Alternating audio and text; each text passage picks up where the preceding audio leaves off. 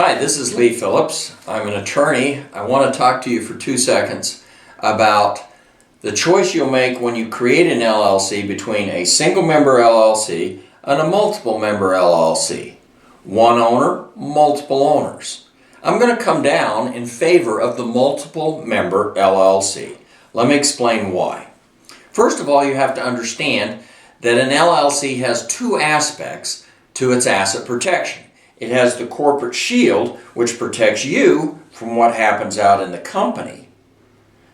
Additionally, something that a corporation doesn't have, it has what we call charging order protection, which protects the assets of the company from what happens to you.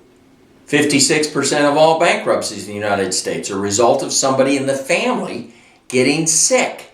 The question is, are you going to lose the piece of real estate that's in this LLC or the assets that are in the LLC? In many states now, if you have a single member LLC, the answer is yes. Charging orders were originally created, and I'm going to refer you to the other videos that I have on charging order protection so that you really understand the reasons and the history.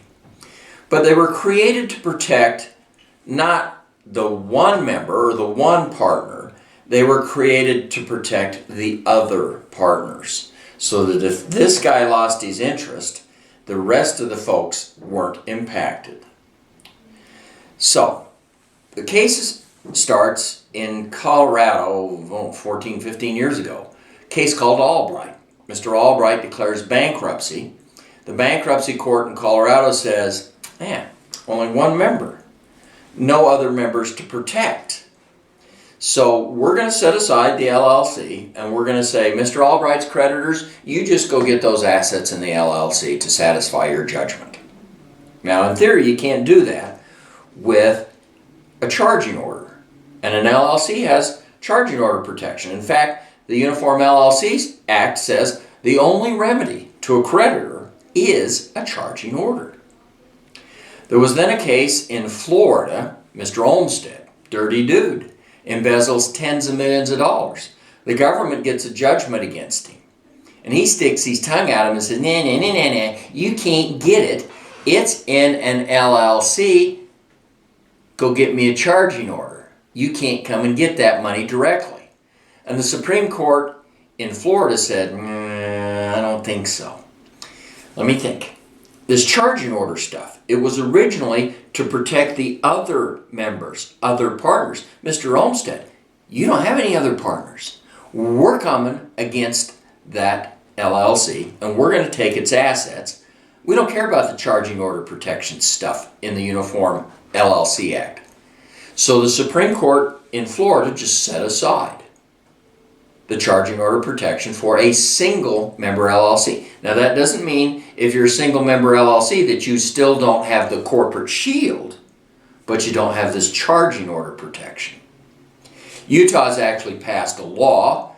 We've got Idaho, we've got, I think it's Maryland, we've got the Ninth Circuit in the Southwest states, California, Oregon, Washington, all up and down Southwest, that their bankruptcy division has said, hey, you file bankruptcy in the Ninth Circuit, you got a single member LLC, we're giving the creditor all of the assets in the LLC, we don't care about the charging order protection.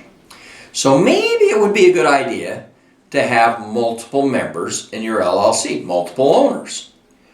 How much do you give another guy to make him a multiple owner? Well, that's up for debate.